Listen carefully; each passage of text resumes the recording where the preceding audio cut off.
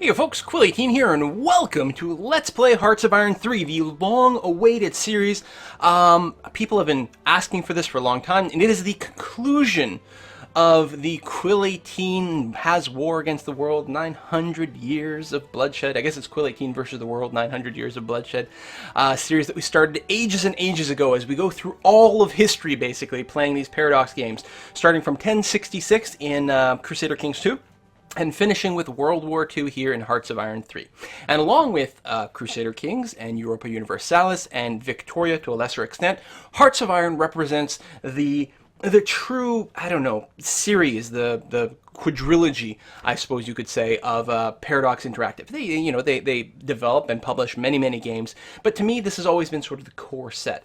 And it's interesting because each game, well, to a certain extent built on the same engine, focuses on different time periods, but also dramatically different scales. So, Crusader Kings and Europa both covering 300 to 400 years of history, Victoria covering 100 years, and now here in Hearts of Iron, we are on a 10-year game, basically. And so it's much more concentrated and focused. This goes hour by hour instead of year by year. Or actually, I suppose day by day is what the other games go with.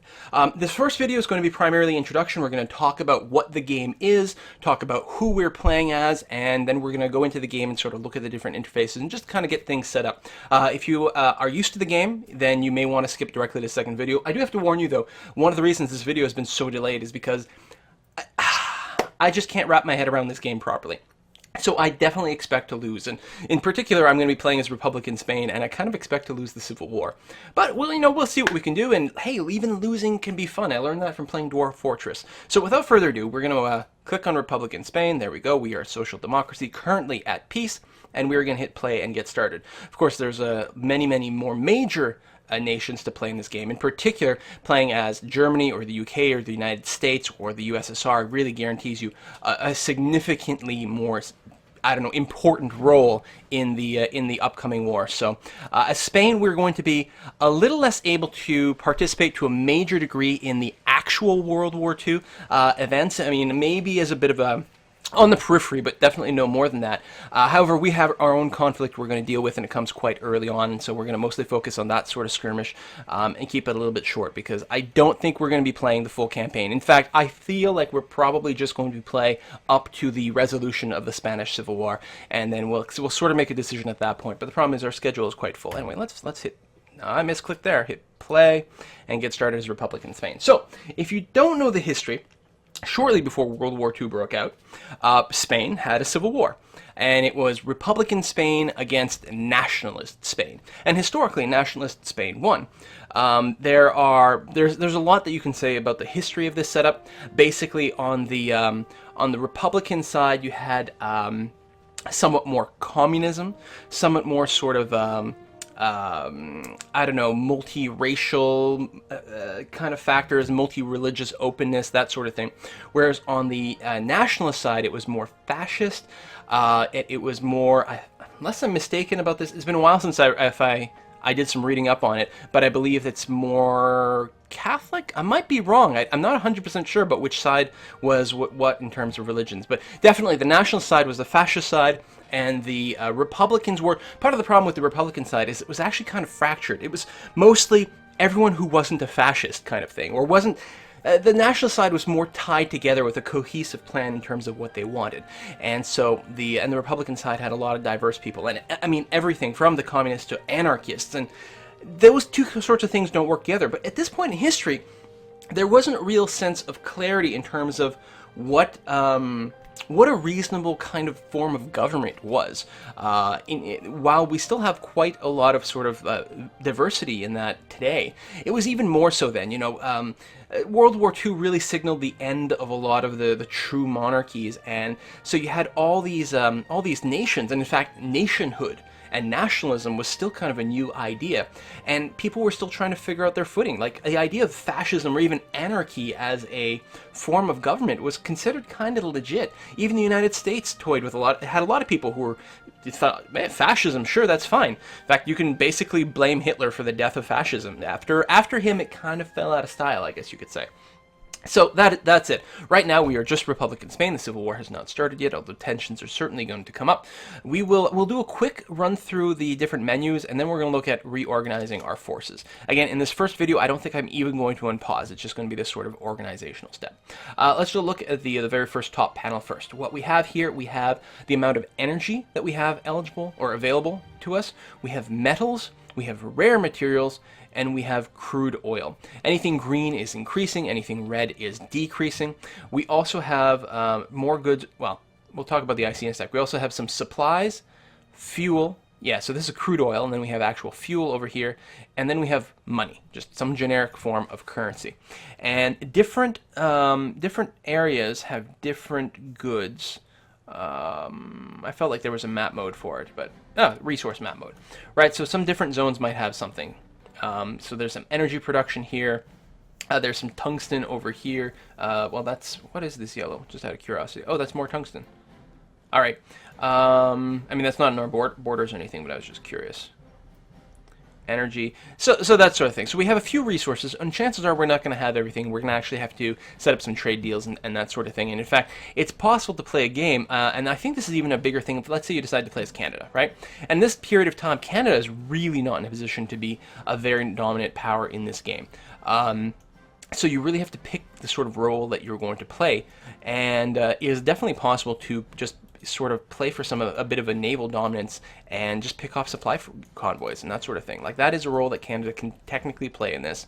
The part of the reason is because I don't think the sort of grand battles that Canada did actually participate in, you know, like some of the naval attacks and that sort of thing, I don't think are simulated to the correct level, so that these sort of smaller but highly specialized forces can sort of, you know, participate in exactly the same way.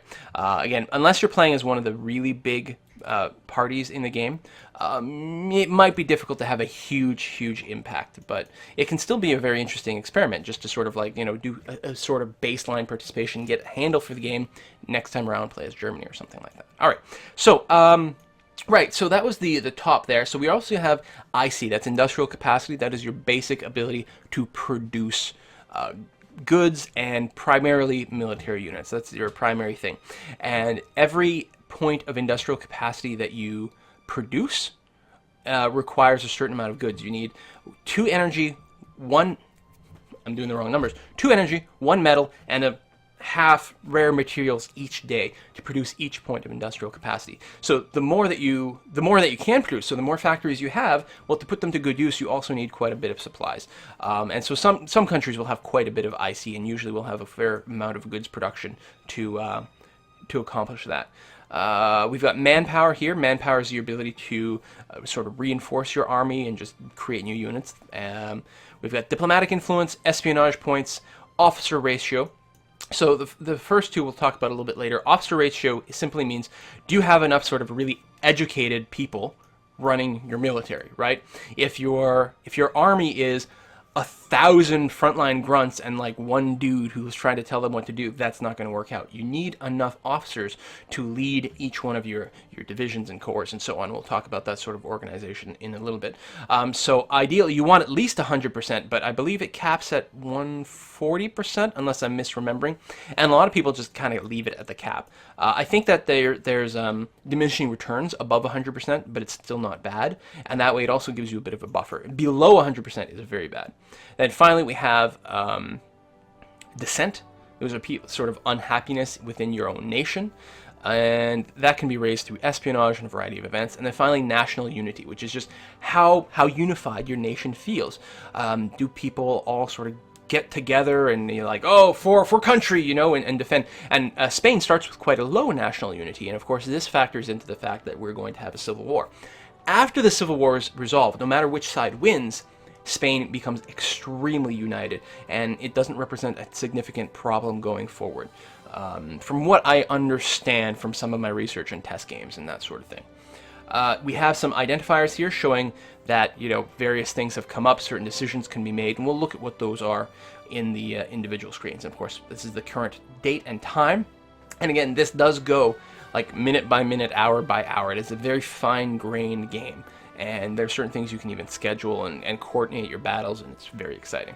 There's day-night cycles, there's weather cycles, very, very, very intricate. So, I think that mostly covers that. Let's go into the diplomacy screen. So, World War II was dominated, in a sense, most people in the Western world think of World War II as being dominated by two powers, the Axis and the Allies. But in fact, there were three powers, and I think it's just a question of, especially, I don't know, living in North America, you really only get, I don't know, exposed to those two sides, I suppose.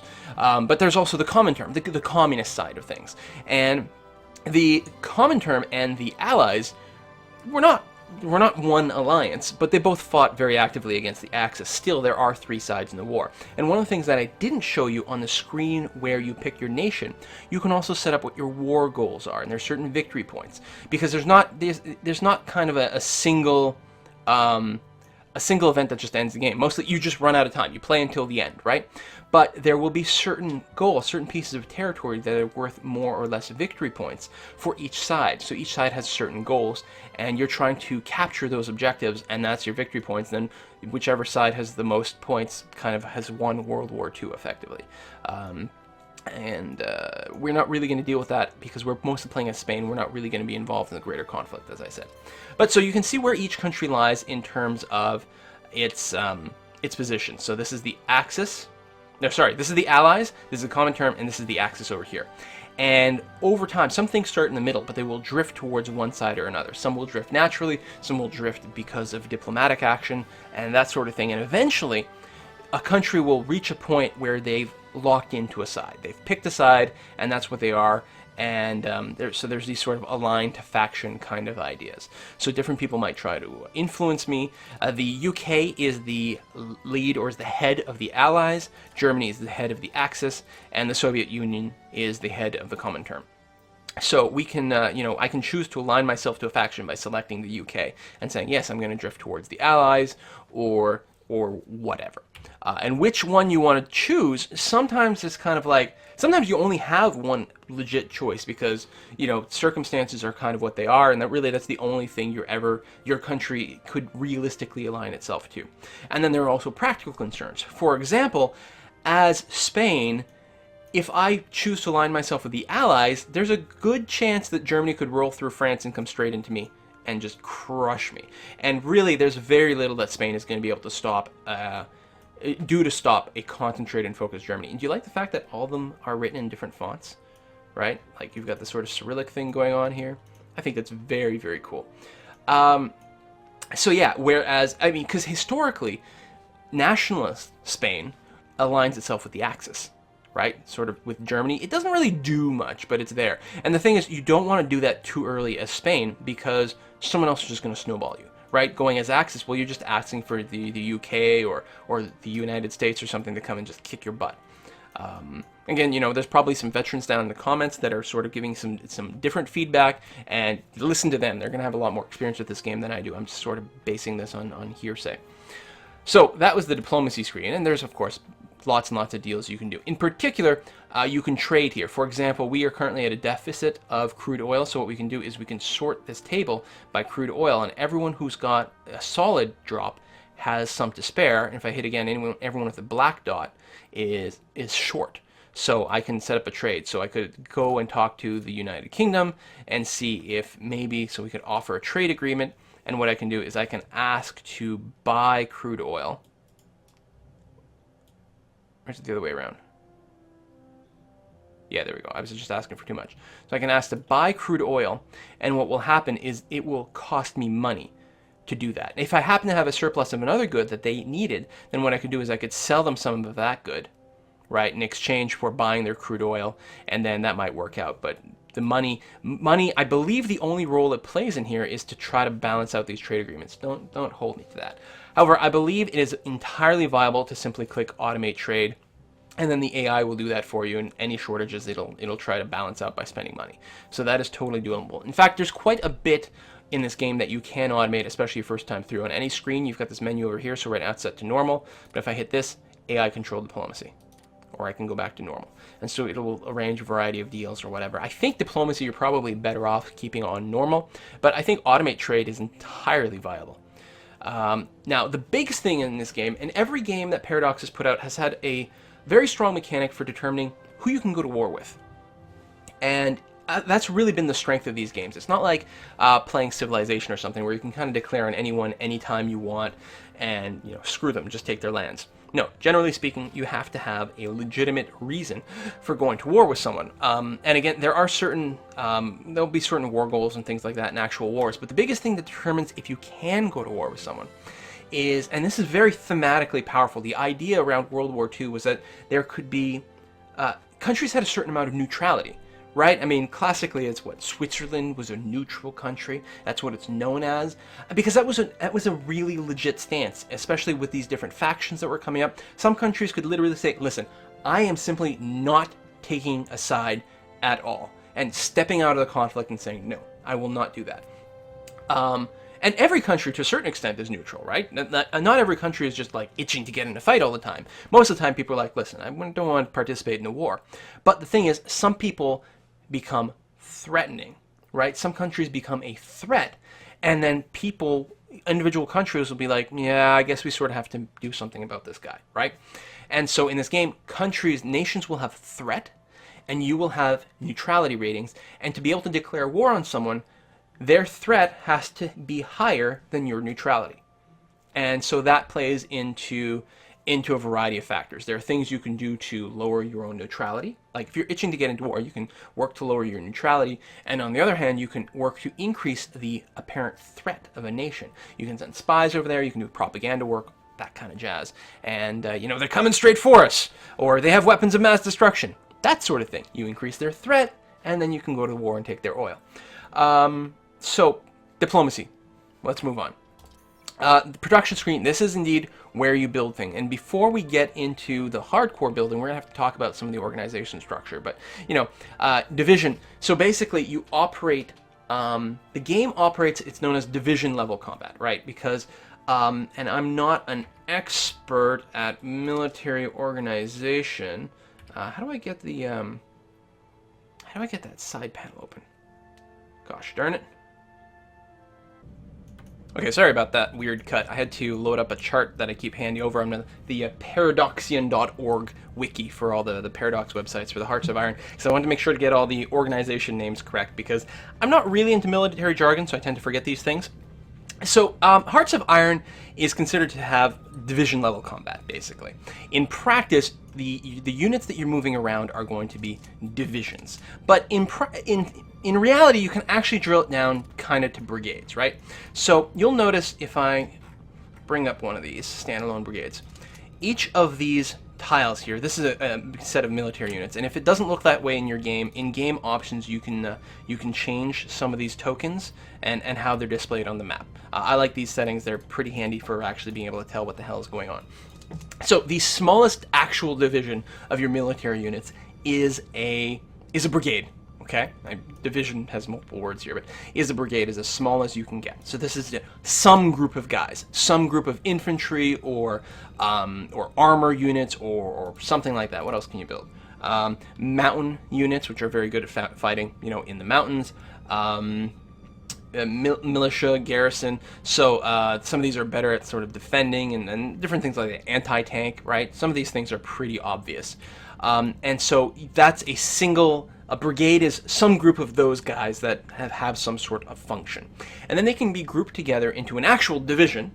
Again, I'm sorry for kind of using these terms. And a division can have up to 4 brigades in it. I think maybe you get an upgrade later that lets you put in 5. I might be lying, though. Don't take my word for it. And so generally speaking, you're actually running around with a division. Technically, this is kind of a division of one brigade. Because of that, they just have the single X because it's a single brigade. Usually what you're going to see, there we go, here is the second 2/1A division. I don't know. 1A, I guess it's the first division here. And you can see that it is made up of 2 brigades. They're both infantry brigades right over here. The brigades have a certain amount of experience points and stats and organization and all that stuff. So that tends to happen at the brigade level, is the actual number of dudes that are there. But they get organized into a division, And that's what you tend to move around. A single stack of dudes is a division. But you'll notice there are lines that happen here, and that's because they report to different people. And there's an actual structure, a command structure, that ends up being put together. And most of the nations, and certainly Spain is no exception to this, start off with a kind of a stupid command structure. They I don't know, they report to each other in really weird ways. But right here, this first division, I guess, reports to... Nope, that is so not what I meant to do. Oh, god damn it. Reports to someone. Hold on, let me find someone else. Can I not? I guess I can click on it over here. There we go. So I can see the order of battle. So this is, we're now at the 5th division. I don't know, it's 10/5. I have no idea what that's supposed to mean. I guess it's the 10th. I don't know. Silly Spanish names. So this guy is parented to this one. Right? So now I've clicked there and it sent me to this guy. Now we can really start to see the structure of lines that is happening, the sort of parentage system. And this is very, very important because each one of these groups, okay, I guess I'll try to avoid the word division. Each one of these groups, each one of these units, all right, has a leader. And the leader has a certain set of bonuses, and he gives that bonus to everyone down the chain of command. So you want to organize these people. You want to have a complete chain, ideally, so that you've got one guy at the very top, and the next guy, and this just trickles down all the way, so that the guys who are doing the actual fighting have as many bonuses stacked up as possible. And there's a few other things that you can do in terms of keeping these guys organized like that. That works out very well. So now we're at the core. If I've got that right, yes, at the core level, 3 X's. And so they can, they command certain guys, and then you can go up to the next level. And again, here we've got kind of a silly organization. Normally you would get to a 4-star level, which is your army, and then a 5-star level, which is your army group, and then finally at the 6-star level, which is your theater headquarters, or just theater.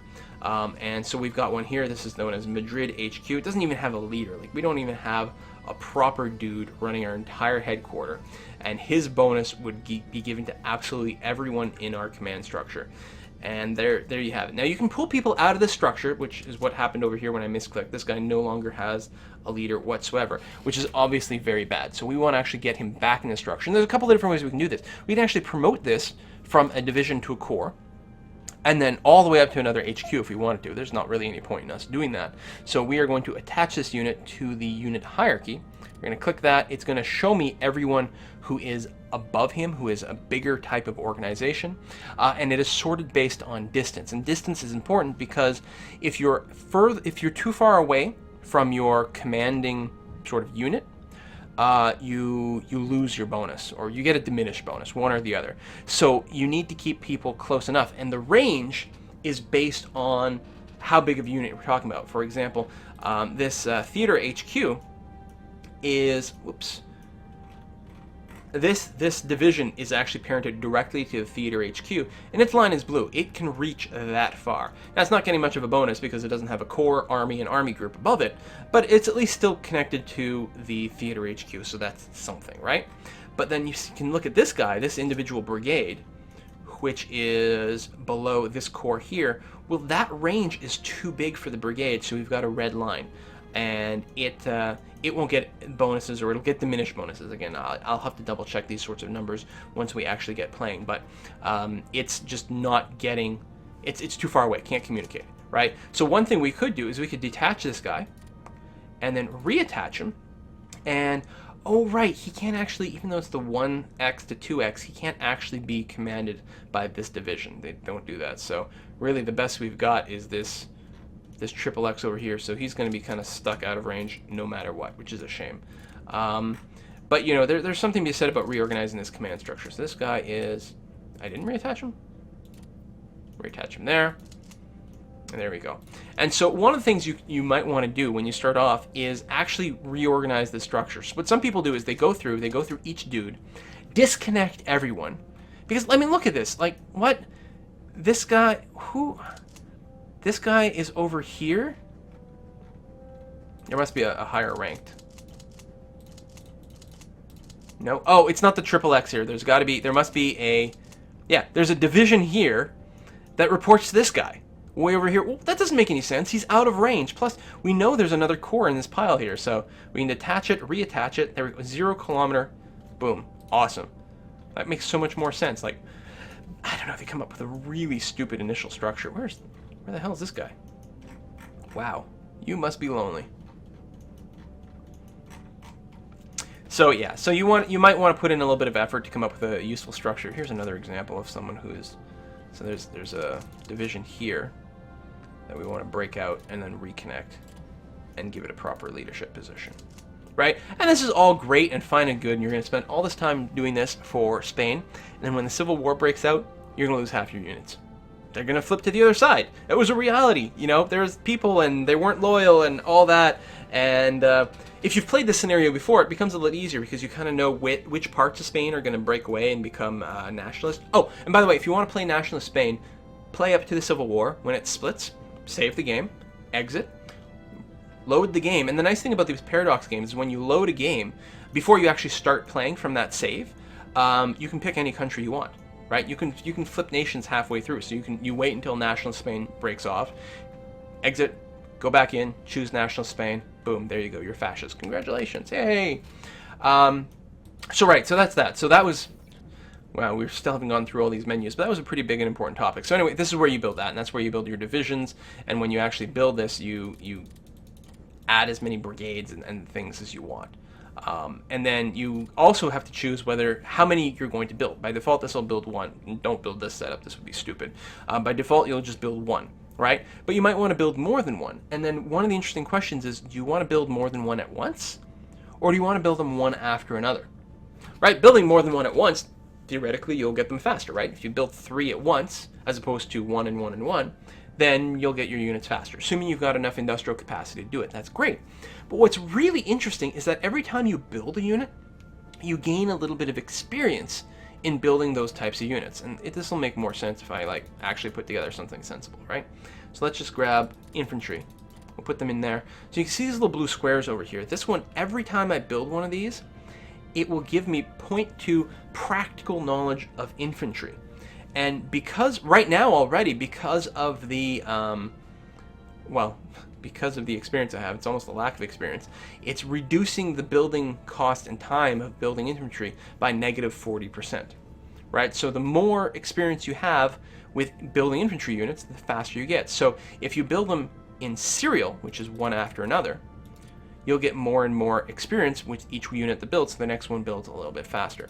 And then if you build it in parallel, you don't get that. Of course, you can go, you can do both. Depends on your capacity, what nation you're playing, what your goals are, all that. If you're playing a smaller nation, usually you don't have the opportunity to build a very diverse force, so you're kind of going to have to specialize in just one thing and do that very, very well. So playing as Spain, I might just build non-stop infantry, for example.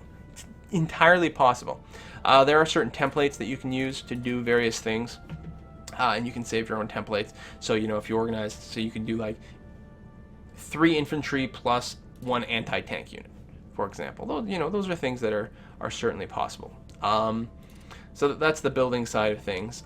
Next, technology. It does have a pretty ridiculous tech tree.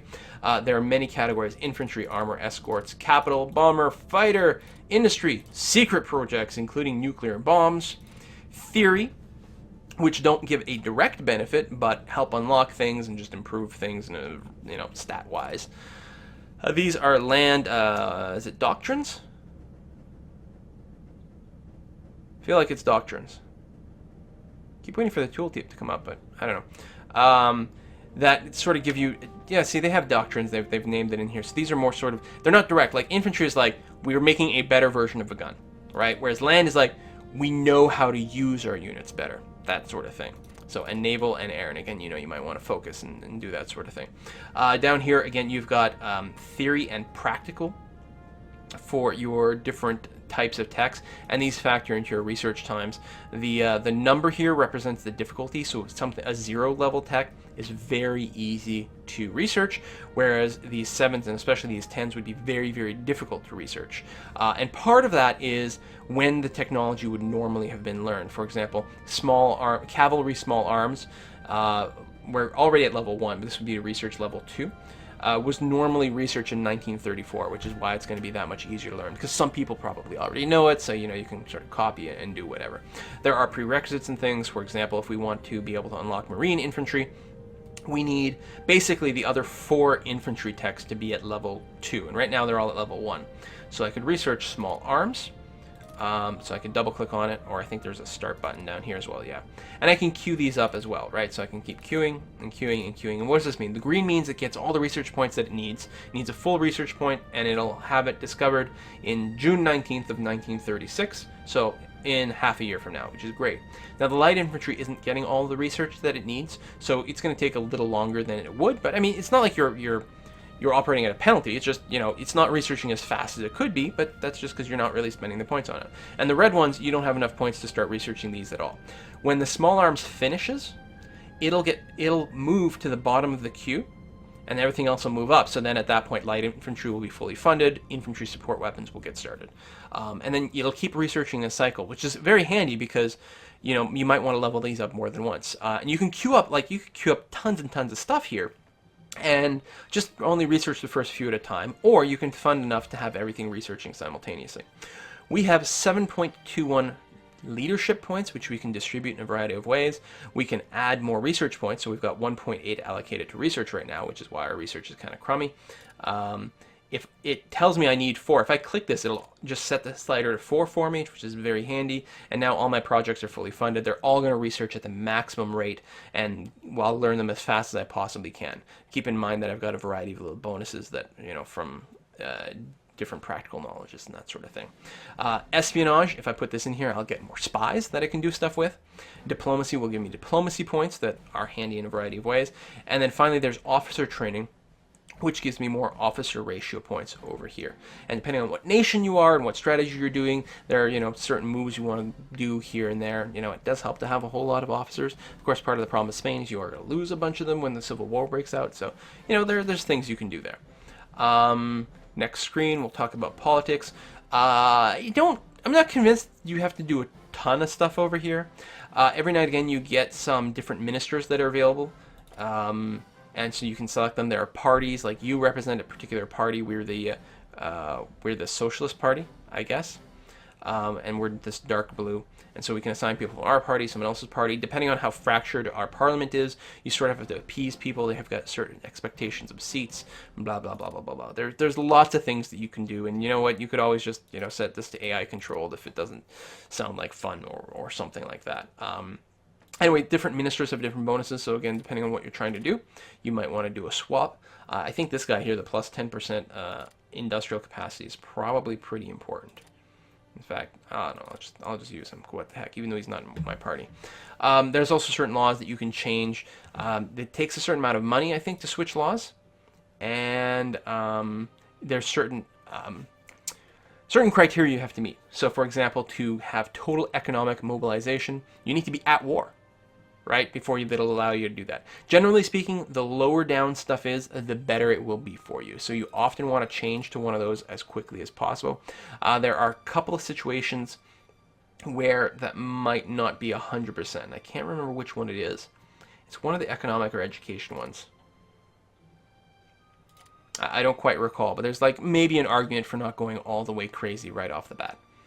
You can also mobilize if you've got any reserved units, then you can mobilize them using that. Building a reserved units doesn't take as much time or as much IC or both, and so sometimes you might want to do that, but then when you do mobilize them, they come into the field not completely organized, so it's a little bit risky. You often want to mobilize things before war actually breaks out. Intelligence, this is where you could send spies around. I like this interface for using the spies quite a bit because it feels like there's not a lot of micromanagement. For each nation, you can assign them a priority, and what it will do is it'll automatically send spies to those nations as they get produced, right, based on your leadership in your technology screen, right, espionage. So it'll send them based on that. You can have domestic spies. Often it seems like it's a good idea to max out the priority there. And try to get to the maximum. I think you can have 10 domestic spies. I'm not sure. And then you can tell them what to do. Counter espionage is pretty good, right? Stop other people from screwing with you. Raising national unity is also pretty handy. Again, as Spain, we won't be doing that because we should get an automatic kind of maxed national unity after the Civil War. And before the Civil War, it doesn't matter because it's gonna, I don't know, it's all gonna go to hell anyway. And then, yeah, the ruling party, you can mess with the politics, and there's certain benefits to doing that sort of thing. And then there's other people, and one of the things like, you know, disrupting national unity, increasing threat, those are pretty cool. Various other kinds of espionage. And with every sort of expansion and every patch, the balance of what's handier to do for these things kind of varies. So I'm not really going to be able to give great advice in this particular respect. But, you know, the better you are, then you, because this right now, we're looking at Germany. Well, these are kind of estimates. So the more spying you have, the more accurate picture you'll have. Theaters. So depending on what country you're playing and what state of the war, there might be multiple theaters, multiple places where you're fighting. Already you can see here we have multiple fronts. And what you can do is you can actually set your troops basically to be more or less AI controlled. And for each front, you can describe what kind of stance you're going to take among there. So towards Portugal, we're just going to be just defensive. And maybe later on when Germany comes in, you know, and takes France, you know, we might take one of these to attacking or blitzing, or, you know, all kinds of different ideas. And so what they'll do is the AI that runs the various units might move the units around, and they'll also make requests. So here you can see this theater has no immediate needs for new units, and so the AI will actually request units and say, oh, we really need more, you know, artillery maybe, or something like that. So there are some nice ideas for automation here. Oh, right. Anyone who's played the game is certainly going to say never automate your troops. But, you know, maybe it's not a bad way to, you know, experiment the first time and just see what would happen. I don't actually remember how you turn these on. I've done it before. I'll double check. Before I play the next video, I'm gonna, you know, double check all these things and get started a little bit more properly, hopefully, if I remember. So yeah, I don't know. Then we've got various, you know, stats. This is your ledger, and then you've got your strategic warfare overview. And this later on, you'll see things like, yeah, mostly this is things like our convoys, our freighters might get sunk. We'll get some of that information here. Strategic bombing, yeah. The battle plan screen is kind of fun. How do you get the actual... How do you get the tools up? Oh, battle planner. That's the one I want. Right, so you can make like cool battle plans here and start like drawing and sketching. You know, we're gonna do this. We're gonna plow straight through France and hit Germany this way. And I don't know, it's kind of cute to keep organized, because one of the things in this game, of course, is that it is real time. It's possible real time, and you've got speed controls as well, so you can go very, very slowly. But it is real time, and because it's not that sort of turn-based, one of the things in Civ is that, you know, every turn it happens, any unit that's idle will come up, and you'll be like, okay, then I'll move you here. And then the next turn will be like, oh, okay, I've got to move you again, I'll move you here. I'll make you go way over there, and then I won't think of you for like 10 turns until you get there, and then again, you're going to come up in this sort of rotation. Well, this doesn't happen here, so the idea of planning your attack ahead of time can really help assist your ability to keep track of things once things start moving, right? So, I don't know, it's kind of interesting. Different icons we can plop down. And yeah, there are historical plans as well. And I haven't really played any of the great nations in terms of seeing these plans, but, you know, maybe there's something for the Winter War. I don't know. Listen, if you want an expert, God, you're going to just have to go find someone else. This is not that kind of channel, especially for this game. Yeah. So, I think we're going to wrap this up. So there's different map modes you can look at. Oh, this swirly thing that you can see here, this is night, right? It's night right here, because it's midnight. So it's time zones. Right? As the day goes by, that swirly bit will go, and day will rise, and there's weather, and there's all kinds of different terrain to be concerned about. Oh, and the scale of things, right? If you've been playing the other Paradox games, right, this might be kind of what you're used to seeing in terms of the size of the provinces. Well, this is not actually the size of the territory here. If we zoom in, you'll see this will be subdivided. And there are huge numbers, and the whole world is here. And yet you can play as any country, right? Any country that existed at this time, you know, plus or minus maybe, I don't know, is playable in this game. You know, and depending on where you are, you're going to have a whole different type of war. You know, like playing as nationalist China, your experience of Hearts of Iron 3 is going to be wildly different than what you're going to get as the UK, for example. Or, God forbid, you know, I don't know, the Netherlands or something. Wow, talk about doomed. So, fantastic game. I very much look forward to losing at it. See you next time, folks. Bye-bye.